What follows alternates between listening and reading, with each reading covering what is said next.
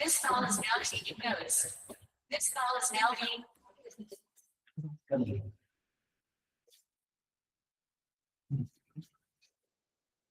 नमस्कार.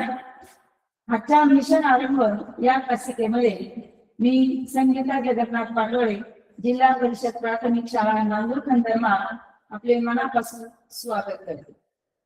आपल्या अहिल्यानगर जिल्हा परिषदेने राबवलेला हा मिशन आरंभ कार्यक्रम यासाठी प्रेरणास्थान आहे आपल्या जिल्ह्याचे मुख्य कार्यकारी अधिकारी माननीय आनंद भंडारे साहेब. त्याचप्रमाणे ज्यांच्या प्रेरणेतून हा उपक्रम आपल्यापर्यंत येत आहे ते आपल्या प्राथमिक विभागाचे शिक्षणाधिकारी माननीय भास्कर पाटील साहेब. त्याचप्रमाणे जिल्हा नोडल अधिकारी कारले मॅडम यांच्या अथक परिश्रमातून मिशन आरंभ या उपक्रमाद्वारे या तासिका आपल्यापर्यंत या ठिकाणी येत आहे. आज मी आपल्या समोर मराठी आणि गणित या विषयाची मागील वर्षाची प्रश्नपत्रिका स्पष्ट करणार आहे. त्यासाठी आपल्या संगमनेर तालुक्यातून मला संधी देणारे आमचे गट शिक्षण अधिकारी माननीय बाळासाहेब गुंड साहेब, त्याचप्रमाणे आमचे नोडल अधिकारी कल्याणजी राऊत साहेब, त्याचप्रमाणे आमची तंत्रस्नेही टीम, या सर्वांचे प्रथम मी मनापासून आभार मानते आणि आपल्या तासिकेला आपण सुरुवात करूया. बघा, आपला मराठी विषय आहे. मराठी आणि गणित या विषयाची जर आपण प्रश्नपत्रिका पाहिली तर यामध्ये आपल्याला 75 प्रश्न आहेत. त्यापैकी मराठी विषयामध्ये 25 आणि गणित या विषयामध्ये 50 प्रश्न असे आपल्याला टोटल 75 प्रश्न सोडवायचे. आता हे प्रश्न सोडवताना सर्वप्रथम आपण कोणता प्रश्न सोडवताना त्याला किती वेळ दिला पाहिजे, कोणता प्रश्न आपण लवकर सोडवला पाहिजे याचं नियोजन आपल्या मनामध्ये असतं. मग आता मराठी सारखा विषय सुरुवातीला मराठी विषय असतो, मग आपण फास्ट मध्ये ते सोडून घेतो किंवा आपण त्याचा उत्तरापर्यंत जातो. पण कुठलाही प्रश्न सोडवताना तो काळजीपूर्वक वाचला पाहिजे. याचप्रमाणे जर आपण विचार केला विषय आपल्याला वेळेचे थोडंसं काय होतं, वेळ कमी पडतो. मग मराठीचा जर आपला वेळ वाचला तर तो आपल्या गणितामध्ये तो वेळ आपण देऊ शकतो. म्हणून आपण ही प्रश्नपत्रिका सोडवताना आपण पूर्णपणे काळजी घेतली पाहिजे की आपली एकाग्रता आणि आपला वेग यांची आपल्याला सांगड घालायची. आणि जेव्हा आपण यांची सांगड घालायची त्यावेळेस आपल्याला 100% आपण व्यवस्थित प्रश्न त्या ठिकाणी सोडू शकणार. मग आता हा प्रश्न सोडवताना तो वाचणार कसा किंवा सोडवणार कसा याचा पण आपण विचार करायचा. आता आपला जो पहिला विभाग तो मराठी. आता मराठीत असेल की आपली समज त्या ठिकाणी असते पाहिजे, म्हणजे त्या प्रश्नाचा अर्थ आपल्याला कळाला पाहिजे आणि याला आपली शब्द संपत्ती विकसित असली पाहिजे. आपल्याला खूप प्रकारचे शब्द माहिती पाहिजे, त्याचे समानार्थी शब्द माहिती पाहिजे. या प्रश्नामध्ये समानार्थी शब्द कसा वापरायचा आहे किंवा या ठिकाणी विरुद्धार्थी शब्द कसा वापरायचा आहे, आलेल्या वाक्याचा अर्थ आपल्याला कसा लावायचा आहे याचा विचार आपण त्या ठिकाणी करायचा. आणि मराठीचा वाचलेला वेळ आपल्याला जास्तीत जास्त गणित या विषयामध्ये द्यायचे. मग आता आपण सुरुवात मराठीपासून करणार आहे, पण मराठीचे प्रश्न अगदी आपण थोड्याच वेळामध्ये घेणार आहे. कारण मराठी विषय आपण इथे घेतला तरी आपली शब्द संपत्ती ही प्रत्येकाची विकसित असली पाहिजे तरच आपल्याला मराठीचा पेपर सोडवता येईल. पण ज्या ठिकाणी काही प्रश्नांचे उत्तर माहिती नसतात त्यावेळेस आपण त्या ठिकाणी तर्क लावायला शिकलो पाहिजे किंवा त्या ठिकाणी आपण कट पद्धतीचा वापर केला पाहिजे आणि कट पद्धतीचा वापर करून सुद्धा आपल्याला काही प्रश्न सोडवता आले पाहिजे. मग आपण सुरुवातीला आता मराठीचे प्रश्न थोडेसे काय करूया, थोडी फास्ट केली आणि नंतर उरलेल्या वेळ आपण गणित विषयाला करणार. मग आता आपण जेव्हा गणिताची किंवा या मराठीची प्रश्नपत्रिका सोडवतो सगळ्यात महत्वाचं आपल्याकडे आत्मविश्वास पाहिजे की कुठलाही प्रश्न आणि कसाही असला तरी तो मी सोडवणार. आणि त्याचा मी प्रयत्न करणार आणि तुम्ही वाचा. या वाचल्यानंतर त्याच्यामध्ये 50% प्रश्न आपल्याला सुरुवातीलाच कळतो आणि राईट 50% प्रश्न आपण फक्त नंतर काही प्रश्न थोडेसे वाचले तर आपल्याला त्याचं उत्तर सापडले. चला आपण आपल्या प्रश्नपत्रिकेला सुरुवात करूया. बघा, आपल्या मराठी आणि गणित विषयातला पहिला भाग मराठी आहे आणि या मराठीमध्ये आपल्याला ABCD संच असतात. तर आज मी जो घेतलेला संच आहे तो A संच, म्हणजे प्रश्न तेच असतात, फक्त आपल्या प्रश्नांचा क्रम त्या ठिकाणी बदललेला असतो. म्हणून आपल्याला जी प्रश्नपत्रिका मिळणार आहे ती प्रश्नपत्रिका आणि त्या प्रश्नपत्रिकेतला जो प्रश्न आहे तो आपण व्यवस्थित वाचायचा आणि व्यवस्थित प्रकारे आत्मविश्वासाने आणि एकाग्रतेने आपण तो प्रश्न सोडणार आहे. बघा, मराठीचा पहिला प्रश्न आहे. आता प्रश्न फक्त आपल्याला व्यवस्थित वाचायचा आहे आणि व्यवस्थित वाचून आपल्याला त्या ठिकाणी प्रश्न सोडवायचे आहे. बघा, या संचामध्ये पहिला प्रश्न मागील वर्षी आपल्याला 2025 या वर्षाची प्रश्नपत्रिका आहे आणि त्याच्यामध्ये पहिलाच प्रश्न आपल्या समोर होता. बघा, खाली दिलेल्या अर्थाचा योग्य वाक्याच्या पर्यायातून निवडा. वाक्याचे आपले पाठ असतात, बरेचसे वाक्याचे आपण त्या ठिकाणी बोललेला चुकून आपल्याला अर्थ लावायला अडचण येते. बघा, शरण जाणे. आता आपल्याला वाक्याचे समजा आपण हे केलेलं आहे, वाक्यात शरण जाण्याचा अर्थ लावायचा आहे तर त्याच्यातला पहिला पर्याय नाटी म्हणून येणे, नाक वेचणे, नाक उघडणे आणि नाक घासणे. आता या ठिकाणी आपल्याला माहिती पाहिजे की आपल्याला शरणीने आपले तितके बरेच चांगलं वाचलेलं असतं. बघा, नाटी नऊ येणे आपण वाचलेला साधारण त्याचा अर्थ आपल्याला माहितीच आहे. नाक वेचणे त्याचा पण अर्थ आपल्याला माहितीच आहे. नाक उडवणे म्हणजे आपल्या जीवनामध्ये बरेचसे शब्द आपण त्या ठिकाणी ऐकलेले आहे. म्हणजे शरण जाणे याचा जो अर्थ आहे आपल्याला पर्यायातून निवडायचा आहे तो आहे नाक घासणे. आता बऱ्याच मुलांना माहिती आहे बरं का, नाक आपल्याला आता प्रत्येकाचा अर्थ सांगितला तर आपला खूप वेळ जाईल तर मी पण एक सांगू फक्त का शरण जाणे म्हणजे नाक घासणे. त्यानंतर आपला पुढचा प्रश्न आहे. बघा, आपल्या याच्यावर 2 नंबरचा प्रश्न आहे. खाली अक्षरे जोडून शब्द बनवा व त्यातील शेवटचे अक्षर पर्यायातून निवडा. आता शब्द बनवताना कधी कधी आपल्याला 2 शब्द सापडतात किंवा 3 शब्द आणि त्याची आपल्याला जुळवाजुळव करायची. बघा, याच्यावर आपण जो शब्द तयार करणार आहे तो होतो गरज वनित. आणि शब्द तयार करून घेतल्यानंतर आपल्याला शेवट काय विचारलाय त्यातील शेवटचे अक्षर पर्यायातून निवडा आणि याचे शेवटचं अक्षर आहे तो. प्रश्न सोपा आहे, शब्द पण आपल्याला तयार झालेला आहे. फक्त आपण काय करतो ते शेवट आपल्याला काय विचारलंय म्हणजे अक्षर विचारले, शेवटचे अक्षर विचारले की त्या 2 अक्षरापासून तयार होणार समानार्थी शब्द आहे, विलोमार्थी शब्द आहे. म्हणजे यामध्ये अनेक पर्याय आपल्याला असतात, लक्षात ठेवा. म्हणजे 2 अक्षर घेऊन त्याचा समानार्थी शब्द सांगा, त्याचा उलटणारा शब्द सांगा, यातल्या 2 अक्षरांमध्ये दडलेली म्हणून सांगा. इतका प्रश्न त्या ठिकाणी आपल्याला विचारू शकतात. म्हणून आपण त्याच्या शेवटी आपल्याला काय विचारलंय ते सगळ्यात महत्वाचे. बघा, भाषेचा 3रा प्रश्न आहे. कविताच्या धावण्याच्या प्रतीकडे विजेंद्र सिंग यांनी लक्ष पुरवले आणि त्याची प्रचिती म्हणजेच कविताचे यश. अधोरेखित शब्दासाठी योग्य समानार्थी शब्द निवडा. समानार्थी शब्द निवडायचे आणि आपल्याला अधोरेखित शब्द केलेला आहे. बघा, आणि अधोरेखित शब्द आहे प्रचिती. आता आपण जेव्हा धडा शिकवले कवितेचा आपण जो भाग पाहिलेला आहे म्हणजे आपण जो मराठीचा अभ्यासक्रम पाठ्यक्रम शिकलो त्याच्यामध्ये प्रचिती शब्द लिहिलेला आहे. आणि प्रचिती म्हणजे अनुभव. प्रचिती अनुभव. पुढील प्रश्न 4 नंबरचा. खालील आकृतीत रिकाम्या जागी पर्यायातील अक्षरे क्रमाने घेतल्यास अर्थपूर्ण शब्द तयार होतील. आता अर्थपूर्ण शब्द तयार करताना आपल्या लक्षात आलं पाहिजे की अर्थपूर्ण शब्द तयार करायचे आणि अर्थपूर्ण शब्द तयार करताना साधारणतः आपल्याला काही अक्षर वापरलं की आपल्या लक्षात येते की अर्थपूर्ण शब्द काय होणार आहे. बघा, याच्याचा पर्याय क्रमांक आहे 3. आरास, त्याच्यानंतर आरती, त्याच्यानंतर आसन आणि आरंभ. अर्थपूर्ण शब्द तयार झाले आणि हे शक्य तुम्हाला बऱ्यापैकी आपण समजा पहिल्या वापरला तर आपल्याला लक्षात येते की हा शब्द तयार होणार नाही. नंतर आपण पुढे 1-2 शब्दांचं जर आपण हे केलं तर आपल्याला लवकर शब्द त्या ठिकाणी सापडतो. म्हणजेच आपल्या 4 नंबरचं उत्तर आहे एखाद्या क्रमांक 3.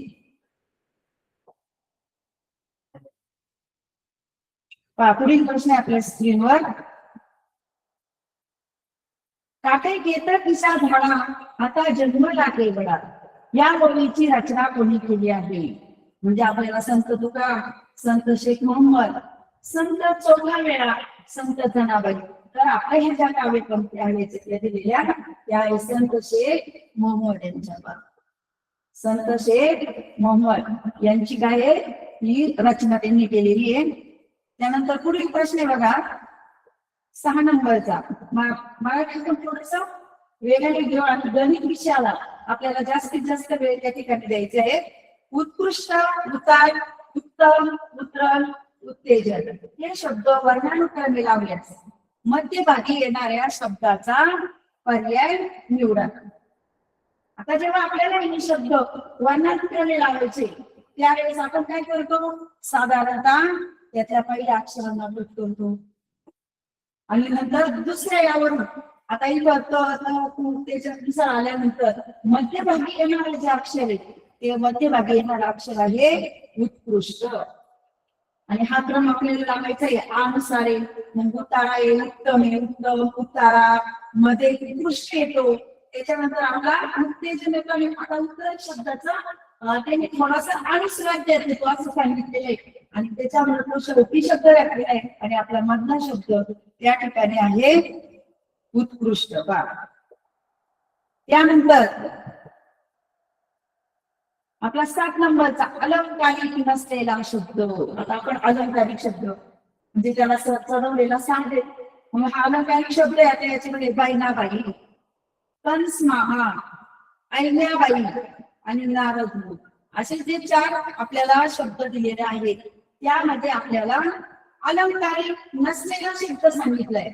तर आता सांगल्यानंतर तुम्हाला हे 2 शब्दांमध्ये काय अडचण आहे. कंसमामा पण आपल्याला माहिती आहे आणि नारद पण माहिती आहे. 100% अलंकारिक शब्द आहे आणि आपल्याला 2 शब्द आलेले त्याच्यामध्ये बहिणाबाई आणि आईबाई. तर आता जसा कंसमामा हा शब्द आपण वापरतो त्याचप्रमाणे आपण शब्द वापरला जातो म्हणजे आपला अलंकारिक नसलेला शब्द आहे बहिणाबाई. बघा जर तुम्ही पद्धतीचा थोडा वापर केला साधारणतः आपण हे 2 शब्द ऐकले बघा फक्त आपल्याला या 2 याच्यामध्ये जर तुम्ही हे केलं तर आपल्या लक्षात येतं की आपल्याला अलंकारिक नसलेला शब्द आहे बहिणाबाई. आता बहिणाबाईचं तुम्ही कविता पण ऐकले त्या आपण वापरलेला तो शब्द म्हणजे अलंकारिक नसलेला शब्द आहे. पुढील प्रश्न आहे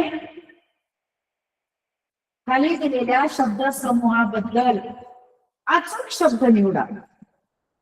आता अचूक म्हणजे बरोबर. कधी कधी आपण चूक आणि अचूक याच्यामध्ये आपल्याकडून गोंधळ होऊ शकतो. म्हणजे आपला शब्द जो आहे अचूक म्हणजे बरोबर. मग तोंडात चालत आलेली गोष्ट तर याला म्हणतात दंतकथा. दंतकथा त्याचा कुठे तुम्हाला सापडणार नाही म्हणजे तोंडी आपण सांगतो काही गोष्टी त्याला म्हणतात दंतकथा. त्यानंतर 9 नंबरचा प्रश्न आहे बघा. प्राणी व त्यांचा निवारा यांच्या जोडीतील चुकीचा पर्याय निवडा. बघा प्रश्नपत्रिका आपल्या समोर आली. प्रश्नपत्रिकेत खूप जागा असते तर त्याच्यामध्ये काही जे कच्चं काम आहे ते आपण त्याच ठिकाणी केलं तर आपल्याला पुढे मागे पाण्याची काही गरज पडत नाही. आपलं उत्तर 100% चुकत नाही. आपण त्या उत्तरापर्यंत जातोय. म्हणजे आपण जेव्हा प्रश्न वाचतोय त्यावेळेस प्रश्न वाचतानाच आपल्याला काय विचारलंय हे सगळ्यात होते पहा. याच्या चुकीचा पर्याय मग आपण बरोबर पर्याय कोणते आधी ते बघा. घोड्याचा कडेला बरोबर आहे. हत्तीचा पिलखाना, अंबरखाना आपल्याला सगळे काही शब्द माहिती पाहिजे. त्याच्यानंतर पोपटाची डोळी म्हणजे राहिला चुकीचा पर्याय सिंहाची जाळ. आता समजा नीट केलंय पण परीक्षेला आपल्याला इतकं पण काम चालणार नाही. आता तुम्हाला समजावून म्हणून फक्त सांगितले पण आपण ह्या पद्धतीने जर गेलो तर आपल्याला चुकीचा पर्याय त्या ठिकाणी सापडतोय. म्हणजे चुकीची जोडी आपली काय सिंहाची जाळ. त्यानंतर बघा खाली दिलेल्या पर्यायातील चुकीची जोडी ओळखा. आता आपण मराठीमध्ये बऱ्यापैकी इंग्रजी शब्दांचे मराठी अर्थ हे पाहिलेले येते त्याच्यामध्ये चुकीची जोडी आपल्याला लगेच सापडणार आहे. बघा यामध्ये चुकीची जोडी आपल्याला युजर वापर करतो. बघा दिस कधी बरोबर आहे.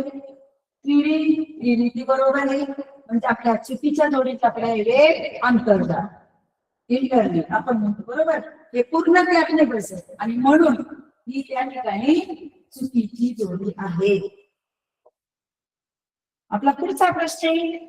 आता मराठीचे प्रश्न तुम्ही पाहिजे तर बघा, प्रश्न सोपे होते, फक्त ते वाचन त्याचं आणि वाचन केल्यानंतर मग आपल्याला त्याचे उत्तर सापडले. आता इथं उतारा वाचा आणि उतारा वाचन केल्यानंतर त्यावर येणाऱ्या प्रश्नांची उत्तर आपल्याला द्यायची. उतारा वाचनानंतर प्रश्न आहे. आता उतारा आपण काय करतो, साधारणतः उतारा वाचन थोडस जास्त असलं पाहिजे, पण समजपूर्वक असला पाहिजे. म्हणजे आपण सुरुवातीला काय करू, उतारा वाचून घ्यायचंय. आता मी उतारा वाचनामध्ये फार आपल्याला हे करायचं नाही, फार वेळ नाही घालायचा, पण तुम्ही जर एकदा उतारा वाचला तर तुमच्या लक्षात येईल. आता तुमच्या समोर उतारा आहे, तुम्ही उतारा वाचल्यानंतर आपल्याला त्या उतारातील प्रश्नांची उत्तर, म्हणजे एकदा उतारा वाचून घ्यायचा आणि उतारा वाचल्यानंतर प्रश्न पाहून आपल्याला त्याचं उत्तर त्याच्यामध्ये शोधायचंय. आता उतारा वाचल्यामध्ये फार वेळ नाही घालत, फक्त आपल्याला लक्षात आलं पाहिजे की आपल्याला काय करायचंय. आता पहिल्या प्रश्नाकडे जाऊया आपण. माणसाचे बाह्य सौंदर्य कशाने वाढत नाही. मग आपला जो उत्तर आहे त्याच्यामध्ये आपल्याला दिलेलं आहे की माणसाचं सौंदर्य कशाने वाढतं. बघा, पहिला पर्याय उंची वस्त्राने. मग आपल्याला त्यामध्ये दिसतंय ना, उंची वस्त्राने आपलं रूप वाढतंय, सौंदर्य वाढतंय.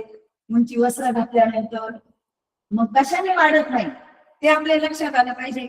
उतार्यामध्ये जर तुम्ही पाहिलं आणि काय करायचं उंची वस्त्राने, मग तिथं आपल्याला थोडस काय करायचं, त्याचे हे करून घ्यायचे, म्हणजे आपल्याला लक्षात येतं. तुम्ही उतारा वाचल्यानंतर काहींची वस्त्रे सुंदर असतात, काही सुंदर दिसण्याचा म्हणजे वस्त्रे आणि मूल्यवान दागिने, म्हणजे याने पण वाढतंय आपलं सौंदर्य, याने पण वाढतंय, दिखाऊ दागिने पण वाढतंय.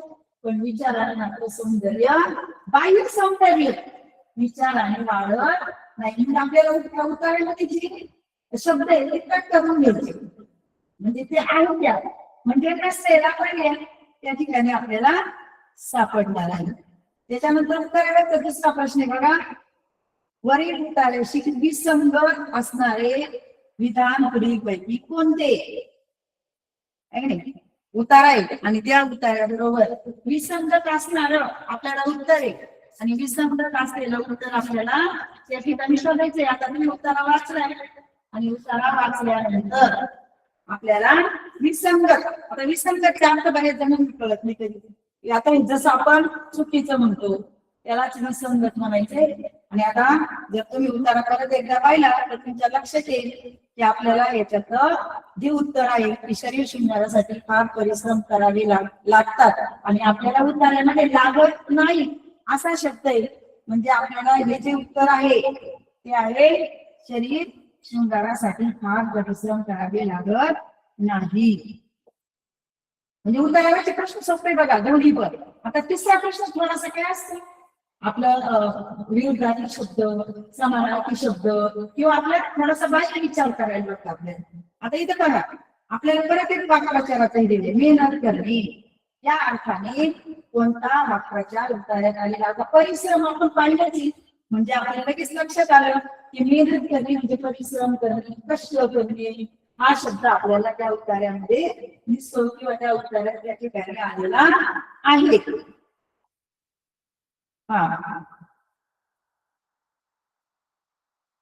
त्यानंतर आपल्याला कविता दिलेली आणि त्या कवितेचा काय करायचंय आपल्याला अर्थ आणि त्याचे उत्तर. आता थोडस आपल्याला काय होतंय, आपलं पुढची कविता आपल्याला दिसणार नाही किंवा उत्तर पण आपल्याला लक्षात येणार आहे. बघा, कधी आठवण लपलेली असते हृदयाच्या बंद पत्त्यात, कधी आठवण लपलेली असते वसंतातल्या गुलमोहरात, कधी ती लपलेली असते सागराच्या अथुंग निळाईवर, तर कधी ती लपलेली असते बहरलेल्या चैत्रपाळीवर. या साऱ्यात मोठी गिरंद असतो श्वास आपला मंदधुंद आणि यातूनच मग दरवळतो तो आठवणींचा बकुळ गंध. आता जी कविता वाचली फक्त मी तुम्हाला सांगितलं इथं वेगाला महत्व आहे. तिथं आपण फार स्लो जर वाचलं तर मग आम्हाला वेळ आपल्याला नंतर त्या प्रश्नांसाठी देता येणार नाही. म्हणून थोडस आपला वेग पण एकाग्रता, म्हणजे खूप एकाग्रतेने जर वाचलं तर आपला वेग आपल्याला त्या ठिकाणी. पहिला प्रश्न आहे, आठवण कुठे लपलेली असते. आता तुम्ही जर कवितेच्या वळी पाहिल्या तर तुम्हाला सगळ्याची उत्तर सापडणारे आठवण कुठे लपलेली असते. बघा, कधी आठवण लपलेली असते हृदयात अभंग तत्व्यात म्हणजे पहिला पर्याय आपल्याला लगेच कटवतो.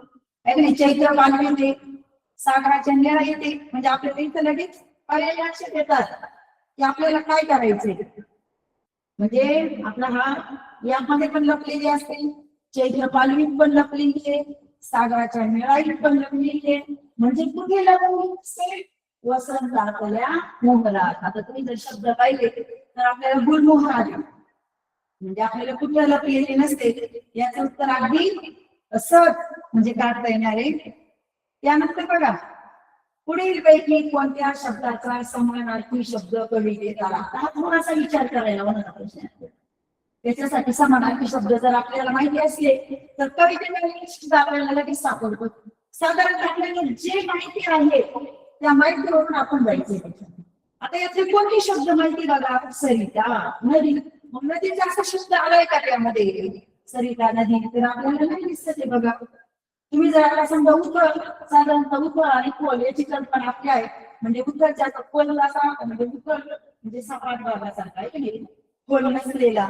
आणि विसर, मग आपल्याला विसर या जर विचार केला तर हे तीनही शब्द आपल्या माहितीचे आहेत. आणि म्हणजेच कवितेत आलेला हा शब्द समानार्थी शब्द त्या कवितेमध्ये आलेला आहे. म्हणजे थोडस माहितीच्या आधारे जायचंय आपल्याला. आणि माहितीच्या आधारे जर गेले तर तुमच्या लक्षात येईल की बरोबर आपल्याला त्या कवितेतल्या त्या अक्षर माहिती नसल्या. समजा तुम्हाला तर शब्द माहितीच नाहीये, पण तुम्हाला जे माहिती त्याच्या अर्थ जर तुम्ही त्यात शोधले तर तुम्हाला बरोबर समानार्थी शब्द आलेला द्या. कारण सरिताचं त्यामध्ये नाहीये, साधारणतः उथळचा समानार्थी शब्द नाहीये, विसरचा नाहीये, काहीच न आठवणे. म्हणजेच आपला शब्द काय म्हणजे तन्मय. आणि मग त्या शब्दाच्या नुसार आपल्याला उत्तरापर्यंत जाता येणार आहे. आणि तिसरा जो प्रश्न असतो तो मात्र आपल्याला थोडस विचार करायला होणार असेल. आठवणींचा बकुळ गंध असे का म्हटले आहे? आता त्या वारंवार खूप आठवणी असतात, त्या दीर्घकाळ स्मरणात, त्या वारंवार विसरतात, त्यामुळे श्वास मानला. आता साधारणतः यात जर तुम्ही विचार केला तर बकुळगंध शेवटची ओळ आहे, तो आठवणींचा बकुळगंध. म्हणजे आपल्याला त्या ज्या आठवणी असतात त्या आपल्याला दीर्घकाळ स्मरणात राहतात. एखादी आठवण ती आपण अगदी लहान वयामध्ये अनुभवलेली असते, पण ती आपल्या खूप दिवस खूप काळापर्यंत त्या ठिकाणी आठवणीत राहते. म्हणजे आपला पर्याय क्रमांक 2 त्या ठिकाणी येणार आहे. बघा, पुढील प्रश्न आहे. मराठीचे सगळे प्रश्न आपल्याला लक्षात येईल. खाली दिलेल्या ओळीतील क्रियापद ओळखा. आता क्रियापद ज्यामधून क्रिया घडली पाहिजे त्याला आपण क्रियापद म्हणतो. मग आता आपण जर पाहिलं, गाणे गाऊन मला मित्र जीवाचा खरा. आपल्याच येते बघा, आपल्याच कवितेमध्ये ओळी गाणं टाकलेले आहे. गाणे गाऊन मला मित्र जीवाचा खरा. यामध्ये जी क्रिया घडली ती कोणत्या? आता खाव शब्दावर क्रिया घडलेली बघा, नंतर गाणे शब्दावर क्रिया घडलेली. मग आता उठवसी आणि गाऊ हे 2 शब्द राहिले. उठवण्याची क्रिया या ठिकाणी घडली. म्हणजे उठवसी ते आपलं काय या ओळीमध्ये क्रियापद आहे. आणि आपल्याला क्रियापद नाम, सर्वनाम, विशेषण, क्रियापद या गोष्टी क्रियाच घडली पाहिजे. म्हणजे काहीतरी उचललाय, बसलाय, बोललाय या प्रकारची क्रिया त्या ठिकाणी घडली तर त्याला आपण क्रियापद असे म्हणतो. त्यानंतर बघा, पुढील प्रश्न म्हणजे आपले प्रत्येक भाषेतला घटक आहे. कोणत्या घटकावर प्रश्न टाकलाय मागील वर्षात, मग त्या वर्षी त्या अनुषंगाने आपल्याला काय प्रश्न येऊ शकतो याचा आपल्याला विचार करता येतो. आपल्याला इथं आता हा जो प्रश्न आहे 8 नंबरचा की खाली दिलेल्या पर्यायातून पुढील शब्द होता. आता लिंग लगेच आपल्या लक्षात आलं पाहिजे लिंगाचा प्रश्न आहे. मग याच्यामध्ये पोळी, थाळी, चाळी आणि माळ. आता लिंग ओळखताना एक गोष्ट नेहमी लक्षात ठेवायचं, ज्या वेळेस आपण एखाद्या वस्तूचं लिंग ओळखतो त्यावेळेस तिथं एक वचन असतं पाहिजे. त्याचं एक वचन करून घ्यायचे आणि एक वचन केल्यानंतरच त्याचं लिंग ओळखायचे लक्षात द्या. म्हणजे लिंग ओळखताना आपल्याला अनेक वचनाच्या शब्दांचं लिंग घ्यायचं नाही, कारण अनेक वचनामध्ये लिंग बदलू शकतं. म्हणून लिंग ओळखताना एक वचन घ्यायचं. आणि जर यापैकी सगळ्याचा विचार केला तर एक पोळी घेतली तर ती पोळी होईल, एक थाळी घेतली तर ती थाळी होईल, आणि याच्यानुसार जर आपण केलं तर ती चाळ होईल.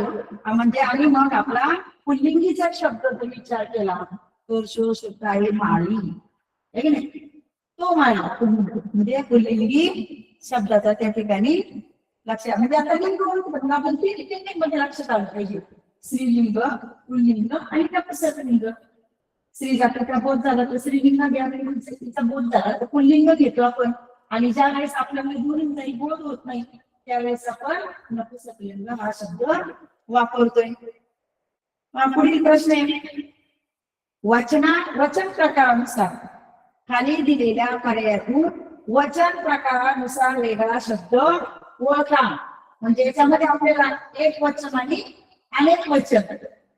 आता कधी कधी आपल्याला काय एक वचनी शब्द कोणता किंवा अनेक वचनी शब्द कोणता, तर आता आपल्याला या ठिकाणी फक्त वेगळा शब्द, म्हणजे त्यांचं काय होतंय, एक वचन अनेक वचन बदलते का, आणि काही असं नसतात एक वचनामध्ये आणि अनेक वचनामध्ये ते दोन्ही शब्द सारखेच असतात. साधारणतः तुम्हाला लिंगे, संत्रे, संत्री, मूल, मुले, देव, देव दोन्ही वचनामध्ये सारखाच असणारा शब्द आहे. म्हणजे आपल्या लक्षात आला की वचन प्रकारानुसार त्या दोन्ही वचनांमध्ये आपल्याला तो शब्द दिसतोय. म्हणजे वचन प्रकारानुसार वेगळा येणारा शब्द आहे देव. त्यानंतर पुढील प्रश्न आहे बघा, अत्यंत महत्वाचा, ज्याच्यामध्ये कधी कधी आपल्याला गोंधळ होतोय की आपल्याला सांगितलंय काय. बघा, खाली दिलेल्या वाक्यातील उद्देश भाग ओळखा. आपल्याला उद्देश, वाक्याचे दोन भाग आहेत, एक उद्देश आणि विधेय. आपल्याला कोणता भाग ओळखायला सांगितल्यानंतर आपल्या एक गोष्ट लक्षात आली पाहिजे की आपल्याला प्रथम त्या वाक्याचा उद्देश काढून घ्यायचा. मग आता उद्देश जेव्हा आपण काढतोय, जेव्हा आपण हा उद्देश भाग ओळखतोय, त्यावेळेस उद्देश भाग ओळखताना आपल्या वाक्याचं क्रियापद आधी ओळखायचे. आणि जर क्रियापद ओळखलं तर आपल्याला त्या क्रियापदाला कोणते प्रश्न विचारायचे, आणि कोणते प्रश्न विचारला तर त्याचं जे उत्तर येणार आहे तो आपला उद्देश भाग असतो, आणि राहिलेला सगळा भाग हा विधेय आपण करायचा. मग आता प्रथम वाक्य वाचूया. खो खोच्या आजच्या सामन्यात मानसीचा धाकटा मुलगा चांगला खेळला. हा वाक्य थोडस मोठं आहे. खो खोच्या आजच्या सामन्यात मानसीचा धाकटा मुलगा चांगला खेळला. या वाक्यामध्ये क्रियापद आणि खेळला खेळण्याची क्रिया झालेली. मग आता आपल्याला प्रश्न विचारायचा आहे, कोण खेळला, तर मुलगा. पण हा जो मुलगा आहे हा मुलगा कोणाचा आहे, मानसीचा धाकटा मुलगा. बघा, मानसीचा धाकटा मुलगा, तो मुलगा आहे तर तो कोणाचा आहे, मानसीचा धाकटा मुलगा आहे. म्हणून आपला या वाक्यातला जो उद्देश आहे तो आहे मानसीचा धाकटा मुलगा, आणि राहिलेला सगळा भाग हा आपला विधेयामध्ये. म्हणजे आपण प्रश्न कधी कधी का आपल्याला उद्देश ओळखताना आपल्याला एकच नसेल, त्याला जोडून काही शब्द आले का ते आपल्या लक्षात आले पाहिजे. मग आपल्याला उद्देश ओळखता येतो, म्हणजेच पर्याय क्रमांक 2. त्यानंतर अशुद्ध शब्द किती आहे बघा. पुढे दिलेल्या शब्दांमध्ये एकूण अशुद्ध शब्द आलेले आहेत. अशुद्ध जे लिहिता चूक झालेली आहे त्याला आपण अशुद्ध शब्द म्हणणार. पहिला शब्द आहे प्रशिक्षण, क्रीडा महोत्सव, निरीक्षण, वाहतूक, दूरचित्रवाणी, मानवगिरी, शीर्षक, ग्रामगीता आणि गंजी. तर यामध्ये अशुद्ध शब्द जर तुम्ही पाहिले तर क्रीडा महोत्सव, निरीक्षण, दूरचित्रवाणी, मानवगिरी आणि ग्रामगीता असे 5 जे शब्द आहेत हे 5 शब्द या ठिकाणी अशुद्ध आहेत. आपल्या लक्षात येते की आपल्याला हे शब्द काही तुमच्या लक्षात आले की आपल्याला इथं कोणती वेलांटी पाहिजे होती, इथला उकार कोणता पाहिजे होता, ग्रामगीताची वेलांटी कोणती पाहिजे होती, क्रीडाला वेलांटी. मग आपल्या लक्षात येते की या ठिकाणी काय झाले तर या ठिकाणचे जे अशुद्ध शब्द आहेत ते या ठिकाणी 5 आहेत. म्हणजे आपला पर्याय क्रमांक 1. बघा, प्रश्न क्रमांक 22. सगळ्यात छान प्रश्न आहे बघा, मागच्या वर्षी आलेले आपल्या सुसंगत वाक्य परिचय. आता सुसंगत आपल्याला 3 वाक्य दिलेले आणि ह्या 3 वाक्य वाचल्याशिवाय सुसंगत वाक्याचं उत्तर लेखन करायचं हे लक्षात घ्या. आपल्याला पहिल्या प्रश्नावर दुसरा येईल. कधी कधी आपल्याला उत्तर पहिल्या प्रश्नामध्ये कळत नाहीये, उत्तर आपल्याला दुसऱ्याही प्रश्नात कळत नाहीये, पण याचा क्ल्यू आपल्याला जो मिळतो किंवा ज्याची ती थोडस आपल्याला हे कळतंय की आता आपल्याला याचे उत्तर सापडू शकते, याचा या ठिकाणी विचार करायचा. बघा, जत्रेसाठी गावोगावचे नामवंत टिंब आले होते. आता नामवंत जर म्हटलं तर कवी आहे, नर्तक आहे, कलाकार आहे, म्हणलंय 40 उत्तर असू शकतात. त्यानंतर 23 नंबरचा प्रश्न वाचून घ्यायचा आहे. त्यांचे टिंब पाहण्यासाठी लोकांनी तोबा गर्दी केली होती. तोबा म्हणजे खूप गर्दी केली होती. आता इथे प्राचार्य आपल्याला नेहमी माहिती होतं लगेच तोबा गर्दी म्हणजे किती गर्दी मिळेल. त्यांचे नृत्य पण असू शकतं, त्यांचं सादरीकरण पण असू शकतं, द्वंद्व असू शकतं, कलाविष्कार वाचन आणि संगीत शब्द दिलेले त्या ठिकाणी. तर मग आता आपण बघा 24 नंबरचा प्रश्न वाचल्यानंतर आपल्या लक्षात येणार आहे की याचं उत्तर काय असू शकतं. बघा, प्रत्येकाची पिळदार टिंब प्रेक्षकांचे लक्ष वेधून घेत होती. आता याच्यामध्ये मात्र तुम्ही म्हणजे आपल्या लक्षात येते की आता याचं उत्तर काय असू शकतं. कारण पिळदाचं कविता असत नाहीये, पिळदाचं कला असत नाहीये, पिळदाचं शरीर आहे. मग आपलं पिळदार असणार काय, शरीर यष्टी. 24 नंबरच्या प्रश्नामध्ये आपल्याला 24 नंबरच्या प्रश्नाचं उत्तर सापडले. या 24 वरून तुम्ही 23 नंबरच्या प्रश्नाचं उत्तर काढल्याने शरीर यष्टी, मग तुमचं 22 नंबरचं इथं उत्तर असणार आहे म्हणलं. आणि ते मल्लामध्ये काय असतं, द्वंद्व. म्हणजे आपल्याला 3 प्रश्नांचे उत्तर बघा. साधारणतः जर आपण विचार केला तरच आपल्याला 24 नंबरचे तेवढे 2 याची उत्तर सापडतं.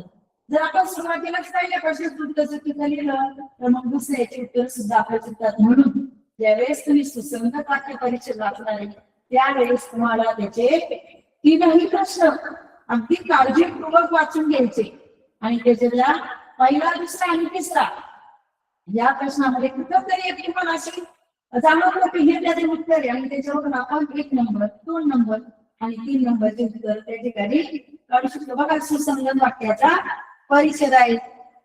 त्यानंतर मराठी विषयामध्ये आपल्याला शेवटचा प्रश्न आहे. खाली दिलेल्या शब्दात एक अर्थपूर्ण म्हण आहे, ती शोधून तिचा योग्य अर्थाचा पर्याय त्या ठिकाणी निवडायचे. आपल्याला योग्य अर्थ आहे. योग्य म्हणजे बरोबर, अयोग्य म्हणजे चुकीचा, शुद्ध, अशुद्ध, संगत, विसंगत हे शब्द आपल्या लक्षात असले पाहिजे. संगत काय, विसंगत काय, योग्य काय आणि अयोग्य काय. आता आपल्याला काय सांगते, अर्थपूर्ण म्हण आणि ती म्हण तुम्हाला त्या ठिकाणी तयार करायची आहे. आणि आपल्याला शब्द देताना काय केलंय, खाव्या, आपण ते सुट्टे शब्द दिल्यानंतर आपल्याला सोडायला सोपं जाते. पण आपण नंतर विचार नाही करत, आता हे शब्द सुद्धा सुट्टे करून घेता येतात आणि याच्यापासून आपली म्हण तयार होते. बघा, दिव्याखाली अंधार म्हणजे आपली जी म्हण आहे, दिव्याखाली अंधार. आणि ही जेव्हा म्हण तयार होईल त्यावेळेस तुम्हाला त्याचा अर्थ लावता येतो. आणि म्हणीचा अर्थ लावतो, शब्दाचा अर्थ कधीच नाही घ्यायचा. शब्दाचा अर्थ घेतला तर मात्र आपल्याला म्हणीचा अर्थ चुकतो त्या ठिकाणी. मग आता आपल्याला बघा 4 पर्याय दिलेले. तर तुम्ही पहिला पर्याय पाहिला, शाळेला शब्दाचा मार. भक्का म्हणजे आपण प्रत्यक्षात वागणूक शून्य. मोठ्या माणसात देखील दोष आढळतात आणि गरज एकीकडे मदत दुसरीकडे. आपण बऱ्याचशा म्हणी केलेले, मग त्याचा आपल्याला अर्थ माहिती आहे. आणि आता आपल्याला ह्या म्हणीचा म्हणजे ज्या म्हणींचा अर्थ माहिती आहे त्या म्हणी अगोदर आपण कट करायला शिकलं पाहिजे. आणि कट केल्यानंतर तुम्हाला तुमच्या म्हणीचा अर्थ दिव्याखाली अंधार. मग आता आपण जर विचार केला तर गरज एकीकडे आज सोमेश्वरी डोंगर आणि शिव आपल्याला म्हणतानीच आढळते. म्हणजे आता त्याचा अर्थ नाहीचे. शाळेला शब्दाचा मार हा पण अर्थ त्याच्यात नाहीये. नाव आपलं लक्षण खोटं हा पण अर्थ त्याच्यात नाहीये. म्हणजे दिव्याखाली अंधार म्हणजे मोठ्या माणसांमध्ये देखील काही दोष आढळतात. म्हणजेच आपल्या म्हणीचा योग्य अर्थ आहे, मोठ्या माणसात देखील दोष आढळतात. म्हणजेच म्हणीनुसार दिव्याखाली अंधार या म्हणीचा अर्थ आहे, मोठ्या माणसात देखील दोष आढळतात. पर्याय क्रमांक 3. बघा, 2025 मध्ये मराठीचे जे प्रश्न आले ते प्रश्न सोपे होते, फक्त काय होते थोडेसे विचार करायला होते. म्हणजे विचार करून आपल्याला त्या प्रश्नांचं उत्तर त्या ठिकाणी द्यायचे. म्हणजे मराठीमध्ये आपण काही शब्द आपण ऐकलेले असतात, काही शब्द आपण ऐकलेले नसतात, पण तरी जर आपण कट पद्धतीचा वापर केला, आपल्याला जी माहिती आहे त्याच्या आधारे जर आपण गेलो तर आपल्याला त्या ठिकाणी उत्तर सापडतात. आता आपल्याला सगळ्यात महत्वाचा याचा भाग क्रमांक 2 आहे, गणित विषय, ज्याचे 50 प्रश्न आहेत आणि हे 50 प्रश्न आपल्याला त्या ठिकाणी सोडवायचे. आणि हे 50 प्रश्न मात्र असे आहेत का या ठिकाणी तुमचे मार्क अजिबात जात नाही. तुम्ही जर प्रश्न व्यवस्थित सोडवला तर गणित विषयामध्ये तुम्हाला 100 पैकी 100 मार्क्स मिळतात. जे मार्क आपल्या 150 पैकी जे मार्क मिळतात त्यामध्ये आपल्याला सगळ्यात जास्त मार्क्स देणारा विषय म्हणजे मॅथमॅटिक्स, म्हणजे आपला गणित हा विषय. म्हणून आपण त्या विषयाचा अगदी काळजीपूर्वक आपण त्या ठिकाणी सोडवले पाहिजे. आणि गणित विषय आपल्याला इंग्रजी आणि मराठी अशा दोन्ही भाषेत दिलेला असं लक्षात ठेवा. समजा काही मुलं आपण सेमीचे हे करतोय तर आपल्याला मराठी आणि इंग्रजी असे दोन्ही याच्यामध्ये, पण परीक्षेला प्रश्न वाचताना तुम्हाला मराठी भाषेत वाटत असेल तर तोच वाचा, नाही त्या दोन्ही ठिकाणी जर प्रश्न वाचत बसले तर आपल्याला वेळ त्या ठिकाणी होणार नाही. म्हणून दोन्ही ठिकाणी प्रश्न न वाचता आपल्याला जे वाचतात, एखाद्याला वाटलं इंग्लिश मध्ये प्रश्न लवकर वाचू शकतो त्याने इंग्लिश मध्ये वाचा, काही ना वाटतं मी मराठीमध्ये वाचू शकतो त्यांनी तो प्रश्न मराठीमध्ये व्यवस्थित वाचून घ्या आणि सोडवण्याचा करा. आता मराठी प्रश्नाचं तुम्ही पाहिजे ना, तुम्ही म्हणून किती सोपे प्रश्न, याच्यापेक्षा अवघड प्रश्न, पण नेमका आपण जेव्हा प्रश्न सोडवतो त्यावेळेस आपला गोंधळ होतो. म्हणून अगदी वेगाने पण शांत चित्ताने जर आपण प्रश्न सोडवला तर त्याचं उत्तर आपल्याकडे अजिबात शिकणार नाही. बघा एकदम सोपा प्रश्न आपल्या स्क्रीनवर आहे, 23 किलोग्रॅम 500 ग्रॅम अधिक 21 किलोग्रॅम 750 ग्रॅम बरोबर किती. कधी कधी आपल्याला कितीच्या पुढे एखादा शब्द दिलेला असतो तो पण आपण काळजीपूर्वक पहा. मग आता आपल्याला याचा विचार आपण करतोय, काही जण पटकन मांडून घेतात किलोग्रॅम ग्रॅम, जर आपण मांडून घेतले तर आपल्या लक्षात येतं 23,500. आपल्याला प्लस किती टाकायचे 21,750. आपण जर याची प्लस केली तर आपल्याला लक्षात येणार आहे की आपल्याला याचं उत्तर काय सापडतंय. आपल्याकडे आपल्याला कुठं दिसतोय आपल्याकडे, आणि आपल्याला तिथंच जागा असते. आपली जी प्रश्नपत्रिका आहे त्या प्रश्नपत्रिकेवर तिथंच जागा असल्यामुळे आपण तिथंच सोडवायचंय, म्हणजे आपल्याला पटकन त्या ठिकाणी उत्तर आपला पर्याय क्रमांक 1. बघा म्हणजे आता यामध्ये आपल्याला सांगू शकत नाही किलोग्रॅम ग्रॅम, आपण जो चार्ट पाठ केलेला आहे काही नारळ पद्धतीने केलाय, काही उभ्या पद्धतीने केलाय, आपण त्याचं क्रमांक कोणते त्या ठिकाणी काढलेले आणि याची आपल्याला साधारणतः फक्त प्लस आहे म्हणजे ऍडिशन करायची आपल्याला, म्हणजे आपली बेरीज करायची आणि बेरीज करून आपल्याला त्याचं उत्तर लगेच त्या ठिकाणी मिळणार. फक्त आपल्याला शेवटी काय विचारले, कधी कधी आपल्याला उत्तर येत आहे पण उत्तर किलोग्रॅम मध्ये का फक्त ग्रॅम मध्ये ग्रॅम किलोग्रॅम असं वेगळं आपल्याला दिलेलं आहे. या कधी आपल्याला दशमचिन्हामध्ये हा सूत्र करून दिलेला असतो. मग त्यावेळेस आपण फक्त काय करायचं, काढलेलं उत्तर आणि नंतर आपल्याला काय विचारले ते काय विचारले त्या ठिकाणी मात्र आपण काळजीपूर्वक लक्ष दिलं पाहिजे. आणि काळजीपूर्वक तुम्ही लक्ष दिलं तर तुमचं उत्तर तुम्हाला लगेच सापडते. बघा आता अतिशय सोपा प्रश्न, पण फार गोंधळ करतात कधी कधी सोप्या प्रश्नाला. फार सोपं आलं की आपल्याकडून चुका होतात. म्हणून काय करा, आपण जेव्हा ती संख्या लिहिणार आहे, आता जरी आपल्याला प्लस करायची तरी आपल्या लक्षात आलं पाहिजे की मी संख्येला स्वल्पविरामांचा वापर केलाय का, आणि स्वल्पविरामांचा वापर केल्यानंतर मग मी लिहिलेला प्रश्न सगळे बरोबर एककाखाली एकके दशकाखाली दशके युनिट टेन्स यांचा वापर आपण त्या ठिकाणी केलाय का. आपण यांचा वापर केल्यानंतर आपलं जे उत्तर आहे म्हणजे आपल्या लक्षात येते की मी काढलेलं उत्तर आणि नंतर काढलेल्या उत्तरात सुद्धा तुम्ही स्वल्पविरामाचा वापर करून जर उत्तर लिहिलं तर आपलं उत्तर एकदम बरोबर येणार आहे. म्हणजेच आपल्याला पर्याय क्रमांक आपला आहे 3. दोन्ही प्रश्न किती सोपे बघा. आपण सांगतो की याच्यापेक्षा मी अवघड प्रश्न सोडवले, पण कधी कधी फक्त एक संख्या आपण मांडताना त्याचा युनिट टेन्स चुकलं तर आपलं उत्तर त्या ठिकाणी चुकते. म्हणून अगदी काळजीपूर्वक त्या ठिकाणी पहा आणि काळजीपूर्वक पाहिल्यानंतर तो प्रश्न आता या उत्तर प्रश्नपत्रिकेत आपल्याला जागा असतेच, म्हणून आपण त्या ठिकाणी तो व्यवस्थित सोडून घ्यायचा आहे. 28 नंबरचा प्रश्न आहे बघा. अपूर्णांक 3/4, 1/4, 3/4, 5/4 आणि 9/4 या अपूर्णांकांची उतरत्या क्रमाने मांडणी केल्यास पहिला अपूर्णांक व मधला अपूर्णांक यांची बेरीज येते. आता जर आपण परीक्षेला पाहिला तर प्रश्न आपल्याला लांब जास्त दिसते. म्हणून काय करा, आपल्याला ह्या अपूर्णांकाचं उत्तर लगेच आपण प्रश्न त्या ठिकाणी सोडून घ्यायला त्या ठिकाणी माझा प्रश्न मला लगेच उत्तर करा. मग आता जेव्हा आपण अपूर्णांक शिकतोय त्यावेळेस अपूर्णांकाचा चढता उतरता क्रम लावताना त्याचे काही नियम आहे, ते नियम आपण लगेच करायचे. या ठिकाणी जर तुम्ही पाहिले तर छेद आपल्याला सारखे दिसतंय. मग जेव्हा छेद सारखे असतात त्यावेळेस ज्या अपूर्णांकाचा अंश मोठा असतो तो मोठा आणि ज्याचा लहान असतो तो लहान. आपण याचा उतरता क्रम आपण त्या ठिकाणी मांडून ठेवूया आणि उतरता क्रम मांडल्यानंतर तुमच्या लक्षात येईल की आपला प्रश्न एकदम सोप्या पद्धतीने आपण सांगू शकतो. उतरता क्रम आणि उतरता क्रम मांडल्यानंतर आपल्याला नंतर काय विचारलंय त्याचा आपण त्या ठिकाणी विचार करणार. पहिला अपूर्णांक आणि मधला अपूर्णांक यांची बेरीज किती. या अपूर्णांकाची उतरत्या क्रमाने मांडणी केल्यास पहिला व मधला अपूर्णांक. आता पहिला अपूर्णांक आहे आपला 9/4 आणि मधला अपूर्णांक आहे आपला 5/4. याची आपल्याला बेरीज करायची आणि जेव्हा छेद समान असतात त्यावेळेस बेरीज सोपे. आपण छेदांची बेरीज करत नाहीये. 9 5 किती झाले 14 झाले. आता बरेच मुलं सांगतात आपण उत्तर काढले पण उत्तर नाही, तर त्याला आपल्याला अतिसंक्षिप्त रूप द्यायचे. बेसातली 14 आणि बेगुणे 4 म्हणजे आपला उत्तर जे आहे ते 7/2. मग आपल्याला 7/2 हे आपल्या जे उत्तर आहे ते पर्याय क्रमांक 2. बघा प्रश्न सोपाच आहे पण थोडंसं त्याच्या 2 क्रिया जास्त आहे आपल्याला. म्हणजे आपल्याला उत्तरचा क्रम पण लावायचा आहे आणि त्याची बेरीज करून त्याचं उत्तर पण द्यायचं.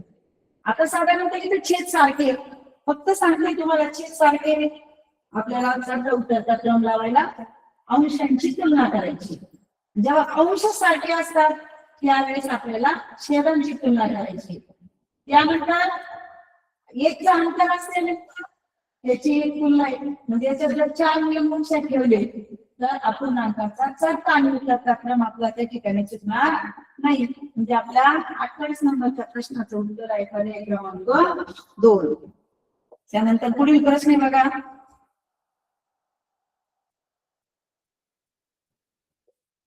शेतकरी बाजारात 45 रुपये प्रति किलो दराने अर्धा ग्रॅम टोमॅटो, 30 रुपये प्रति किलोग्राम दराने 1.5 किलोग्राम कांदे आणि 56 रुपये प्रति किलोग्राम दराने 1.25 किलोग्राम भेंडी खरेदी केली तर त्याने बाजारात एकूण किती रुपये खर्च केले. थोडासा उच्च काठीण्य पातळीचा प्रश्न आहे आणि जेव्हा आपल्याला उच्च काठीण्य पातळीचा प्रश्न सोडवायचा असतो त्यावेळेस आपण थोडासा विचार केला पाहिजे की 45 रुपये प्रति किलोग्राम दराने अर्धा किलोग्राम टोमॅटो. आता तुम्हाला अर्धा किलोग्राम हे साधारणतः तुम्ही अपूर्णांकात मांडा. बघा एका याची किंमत 45 आहे, आपण अर्धाच घेतलाय म्हणजे आपल्याला याचे उत्तर लगेच सापडते. आपण अर्धा घेतलाय, अर्धाच किलोग्राम टोमॅटो घेतले. त्याच्यानंतर 30 रुपये प्रति किलोग्राम दराने 30 आपण काय केलंय 1.5 किलोग्राम कांदे घेतले. आता 1.5 म्हणजे काय 1 आणि अर्धा म्हणजे आपल्याला 1 आणि अर्धा याचा साधारण अंशाधिक रूप जर तुम्ही केलं तर याचं उत्तर आपल्याला येते 30 गुणिले आपल्याला 3/2 म्हणजे आपल्याला याचं पण उत्तर सापडणार आहे. म्हणजे आपण याचं हे रूपांतर केले बघा. अपूर्णांक युक्त अपूर्णांक आणि त्याचा अंशाधिक अपूर्णांकात रूपांतर करायचे. त्याच्यामध्ये 1 मिळाला 3/2 आणि 56 रुपये प्रति किलोग्राम दराने 1.25 किलोग्राम भेंडी खरेदी केली. आता हे 1.25 किलोग्राम आहे 1.25 किलो घ्या ना, त्याचा दर आहे 56. आणि 1.25 म्हणजे 1 आणीवरचा पाव भाग घेतलेला आहे. म्हणजे साधारणतः 1 आणीचा पाव भाग याला आपण 1.25 म्हणतो. 4 × 5/4 आणि मग त्याची किंमत आपल्याला त्या ठिकाणी एकावरून आणण्याची किंमत आपण त्या ठिकाणी काढत असतो. म्हणजे आपल्या लक्षात येते. आता आपण साधारणतः याचं हे करून घ्यायचे का, 2 2 4 2 4 आणि 2 5 10 म्हणजे 22 रुपये आणि 50 पैसे याचे उत्तर येणार आहे. त्याच्यानंतर 2 2 5 10 15 45 याचे उत्तर येणार आहे. त्याच्यानंतर पहा इथं कसं त्यांचं वाटप होणार आहे आपला. 4 × 4 4 × 4 4 × 16 16 × 5 70 आणि आता आपल्याला जेवढे रुपये दिले फक्त त्याची प्लस करायची आहे. 22 रुपये 50 पैसे. त्याच्यानंतर 45 रुपये. फक्त इथं मांडताना चूक करायची नाही आपल्याला. आणि पुढचा आहे 70 रुपये. याची जर तुम्ही प्लस केली बघा आपल्याला उत्तर सापडतं याचं. 6 7 13 म्हणजे 137 रुपये आणि 50 पैसे. आता साधारणतः 50 पैसे आले पण आपल्याला चिन्हामध्ये मांडायचे होतं. हे रुपये आणि पैसे त्यावेळेस दशम चिन्हामध्ये मांडताना याचा 100 घेतात. आणि मग आपल्या लक्षात येईल की आपल्याला काय करायचे. दशम चिन्ह देताना 137 दशम चिन्ह 5 आणि पुढे रुपये म्हणजेच आपला पर्याय क्रमांक 4. थोडेसे इथे क्रिया जास्त आहे. अजून काही वेगवेगळ्या पद्धतीने पण सोडू शकतात. पण साधारणतः जेव्हा आपल्याला हा प्रश्न सोडवायचा त्यावेळेस अपूर्णांकाचा वापर केला. म्हणजे अर्धा पाव आणि पाऊण हा भाग लिहिताना जर अपूर्णांक वापरला तर ते सोपं आहे. साधारणतः काही मुलं काय करतात, अर्धा घेताना 500 घेतील आणि जर 500 घेतले तर त्याच्या गुणाकाराच्या क्रिया थोड्याशा मोठ्या होतात. किंवा त्यांना सांगितलं आता काय करायचं 1.5 किलो घ्या, मग ते काय करतात 1 500 घेतात, 1.25 1 250 घेतात.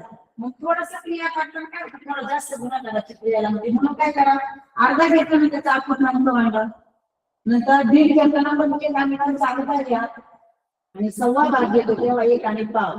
पण आपला हा कन्सेप्ट क्लिअर पाहिजे की आपल्याला पाव भाग म्हणजे किती घ्यायचं आहे, अर्धा म्हणजे किती घ्यायचं आहे, किंवा पाऊण घेताना आपण कमी करतोय का किंवा वाढवतोय का पुढचा, ते आपण लक्षात ठेवलं पाहिजे. ते 2-3 क्रिया जर आपण लक्षात ठेवल्या तर आपल्या हे उदाहरण सुटणार नाही. म्हणजे आपला 29 पर्याय क्रमांक 4. बघा पुढचा प्रश्न आहे.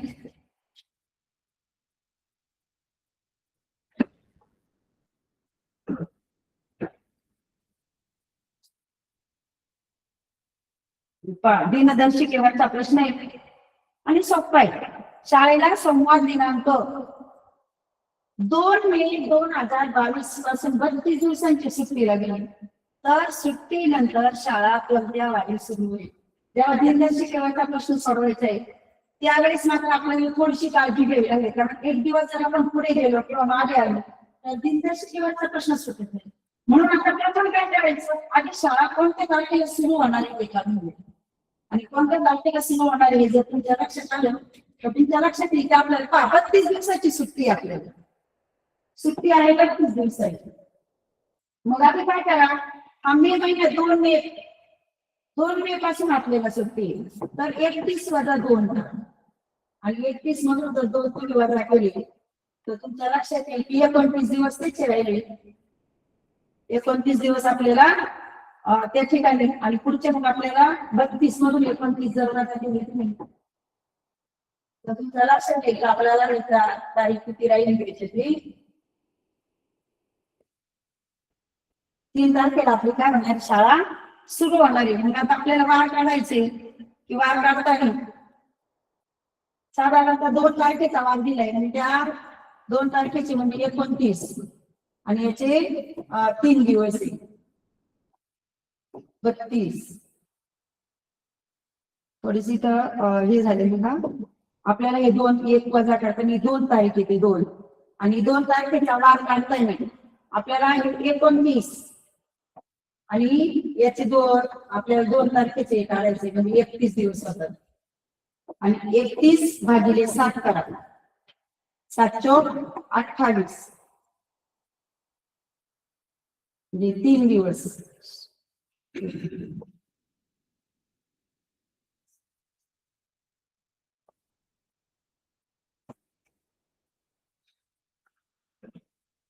परत एकदा प्रश्न सांगते बघा. 2 मे पासून 32 दिवसाची आपल्याला सुट्टी लागली, तर सुट्टी नंतर शाळा कोणत्या दिवशी सुरू होईल? तर आपल्याला याचे दिवस आपली 3 तारीख आली होती. आता 2 मेचा मार्ग दिलेला आहे, म्हणजे मेचे दिवस घ्यायचे. मेचे दिवस 29 येणार आहे आणि आपल्याला जूनचे दिवस आपले 3 येतील. त्याची जर बेरीज केली तर 32 येतील आणि 32 भागिले 7 जर केलं तर 7 चौक 28, म्हणजे आपल्याला 4 दिवस होतात आणि आपल्याला 4 दिवसांनी पुढे जायचे. सोमवार झाल्यानंतर मंगळवार, बुधवार, गुरुवार आणि शुक्रवार. आता इथं थोडंसं काय सांगताना लक्षात ठेवायचे, इथं 2 मे कधी काही जण काय करतात, इथं 1 मे घेतात अगोदर. मग 1 मे जर घेतले तर तुमचे 33 दिवस येणार आणि वरचे 2 दिवस असतात, म्हणजे ते 2 तारखेपर्यंत सुट्टी असते तुमची, लक्षात ठेवा. आणि 3 तारखेला तुमची शाळा सुरू होणार आहे आणि आपल्याला शाळा, म्हणून त्याच्यासाठी काय करायचं, हा इथं 1 वजा नाही करायचं, इथं 2 वजा करायचे. 29 म्हणजे तुमच्या 31 मधून 2च वजा करायचे, म्हणजे तुम्हाला जे पुढचं उत्तर आहे ते काढताना गोंधळ होणार नाही तुमचा. म्हणजे इथे 29 येणार आणि मग 32 मधून जर तुम्ही 29 केले तर जे तुमचे 3 उरतात, ही 3 तारीखच तुमची शाळा सुरू होण्याची तारीख असते. आणि म्हणून तुम्हाला वार दिला की नंतर वार करायचंय, म्हणजेच आपला वार येणार आहे शुक्रवार. आपण त्याच्या आठवड्यामध्ये रूपांतर करून घ्यायचे. नंतर पहा पुढचा प्रश्न आहे. राहुलने 58,500 रुपयांना घेतलेली मोटरसायकल 64,250 रुपयांना घेतली, तर त्याला या व्यवहारामध्ये नफा अथवा तोटा झाला. सगळ्यात महत्वाचं आपण पाहिलं पाहिजे, आपल्या लक्षात आलं पाहिजे. राहुलने घेतली किती होती? 58,500 ला घेतलेली मोटरसायकल आणि त्याने विक्री कितीला? 64,250. साधारणतः आपण जर संख्या पाहिजे आपल्याला लक्षात येते. त्याने घेतली 58,500 आणि विकली 64,250, म्हणजे त्याला नफा झालाय. म्हणजे आपले जे तोट्याचे पर्याय, साधारणतः जो तोटा आहे त्या तोट्याचे पर्याय काय होणार, कट होणार आहे. म्हणजे राहत आपला फक्त नफा, तोटा आपण एका ठिकाणी कट करून टाकायचे, त्याची वरची नाही, त्याला नफा झालेला आहे त्या ठिकाणी. मग आता या 2 पर्यायामध्ये फक्त नफाच विचारलाय, म्हणजे फक्त आपल्याला त्याची वजाबाकी केली का आपल्याला आपले उत्तर सापडणार आहे.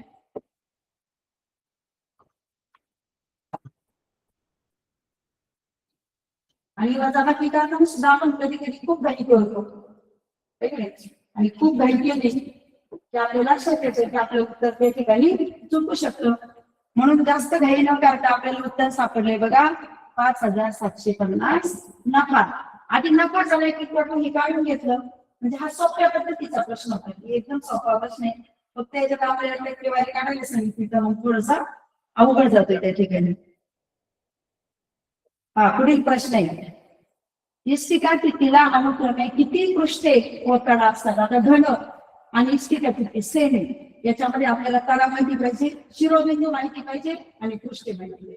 साधारणतः प्रत्येकाचे जे पृष्ठे तुम्ही घेतले तर 6 पृष्ठे असतात. इष्टिका कितीला पण 7 असतात आणि धनाला पण 7 असतात. त्याचे शिरोबिंदू घेतले तर 8 असतात. दोघांचा पण सेम, त्याची तुलना सारखीच ठेवायची आणि त्याच्या ज्या कडा असतात त्या 12 असतात. म्हणजे आपल्याला प्रश्न फक्त इष्टिका चित्ती आणि घनामधला फरक काय? घनाचे सर्व पृष्ठे चौरसाकृती असतात आणि इष्टिका चित्तीचे आयताकृती याच्यामध्ये जातात. म्हणजे आपल्या लक्षात आलं पाहिजे की आता हा प्रश्न आहे सोपा प्रश्न आहे बघा. इष्टिका चित्तीला पृष्ठ आधी विचारले, पृष्ठांची संख्या 6 आहे, 6 पृष्ठे आपल्याला इथं दिसतात आणि इथं दिसतात. आणि आता कडा विचारले, शिरोबिंदू नाही विचारले. कडा आपला 12 आहे, म्हणजेच आपला पर्याय क्रमांक 1. फक्त आपल्याला लक्ष पाहिजे की आपल्याला विचारले काय आणि शेवट नाही विचारलाय, त्याच्यामध्ये आपण अंडरलाईन करायला शिकलं पाहिजे. म्हणजे आपल्या उत्तरापर्यंत जे काढलेलं उत्तर त्या ठिकाणी आपल्या चुकणार नाहीये. बघा पुढील प्रश्न आहे. सोबतच्या आकृतीत किती त्रिकोण तयार झाले आहे? आता आपल्याला त्रिकोणाचं सूत्र माहिती आहे. शिरोबिंदू म्हणून जर आपल्याला पाय दिले तर आपल्याला पटकन पाडणं आपण पटकन करू शकतो. पण जर आता आपल्याला अशा पद्धतीचे प्रश्न दिले तर साधारणतः काय करायचं, सुरुवातीला आपल्या डोळ्यांनी आपल्याला जेवढे त्रिकोण दिसतात ते आधी करून घ्यायचे. साधारणतः आता मोठा त्रिकोण आपल्याला दिसतोय, मोठा त्रिकोण काय झाला त्याला नाव द्या. मोठ्या त्रिकोणाला आपण नाव दिलं, समजा ए नाव दिलं, एक त्रिकोण आपल्याला सापडला. आता आपल्याला ह्या आकृतीत आपल्याला जेवढे त्रिकोण दिसतात तेवढे मोजून घ्या. बघा याला बी नाव द्या, बी सी डी ई. हा एवढे त्रिकोण दिसले आपल्याला, 4 त्रिकोण अजून त्याच्यामध्ये दिसले, ते 4 झाले. हा एक झाला 5. ही रेषा कट केली हा एक त्रिकोण होणार आहे, ही रेषा कट केली तर किती त्रिकोण होणार आहे, 5 7 झाला. ही रेषा केली तर एक होणार आहे 8 त्रिकोण झाले.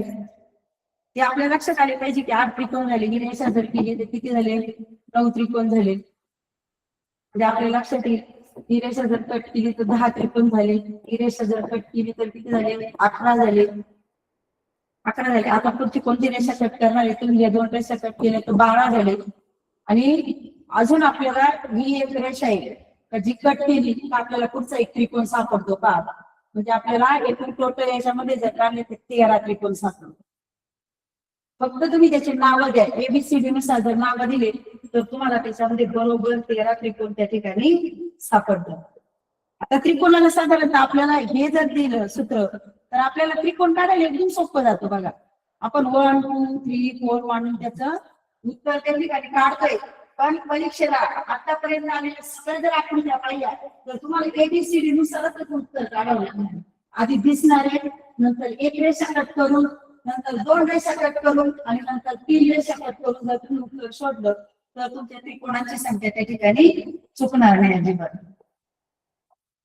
हा पुढील प्रश्न आहे,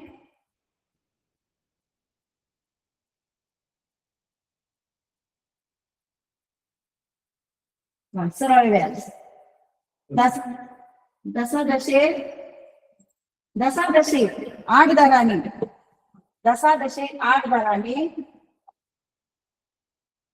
3,500 रुपयाचे 2 वर्षाचे सरळ व्याज किती. आता आपल्याला ज्यावेळेस सरळ व्याजामध्ये प्रश्न सोडवायचा त्यावेळेस आपल्याला मुद्दल, दर, कालावधी आणि सरळ व्याज हे 4 घटक त्यात आहे, त्यात ते माहिती करून घ्यायचे आणि नंतर आपल्या सूत्रानुसार आपल्याला काढायचे. बघा आता आपल्याला सरळ व्याज काढायला सांगितलेले, मग आपलं मुद्दल किती आहे 3,500. त्याच्यानंतर आपला दर किती आहे 8, आपला कालावधी किती आहे 2 आणि आपल्याला त्या सूत्रानुसार आपल्याला फक्त सरळ व्याज विचारले, रास विचारले नाही किंवा एकूण रुपयाच्या ठिकाणी विचारले नाही. आता आपल्याला इथं भाग द्यायचा आहे म्हणजे आपल्या लक्षात येईल. आता जे सोपं आहे ते आधी करून घ्या. समजा 35 राहिले त्याला 8 ने करा म्हणजे आपलं उत्तर येणार आहे 8,756 560 रुपये. हा व्याजाची सरळ व्याजाची पद्धत एकदम सोपं आहे. त्या पद्धतीने आपल्याला काय होतंय सरळ व्याज त्या ठिकाणी काढता येते. आपल्याला कधी कधी सरळ व्याज देऊन त्याचे रास पण काढायला सांगतात, म्हणजे एकूण किती मुद्दल त्याला देणार आहे किंवा एकूण रुपये किती देणार आहे याच्यानुसार म्हणजेच आपला 34 नंबर आहे 560 रुपये. 560 रुपये त्या ठिकाणी करायला. बघा प्रश्न अगदी सोपे असतात. तुम्ही जर प्रश्न पाहिजे का फक्त ते प्रश्न सोडवताना आपण किती एकाग्रतेने तो प्रश्न सोडू शकतो किंवा किती छान पद्धतीने तो वाचू शकतो. आता हे सरळ व्याजासारखे किंवा नफा तोटा याच्यासारखे जे प्रश्न आहे ते अगदी विचारपूर्वक जर सोडवले तर गणितामध्ये आपल्याला खूप छान मार्क मिळतात. आता आज आपण या ठिकाणी थांबणार आहे. उर्वरित प्रश्नासाठी परत आपण उद्या या ठिकाणी भेटणार आहोत.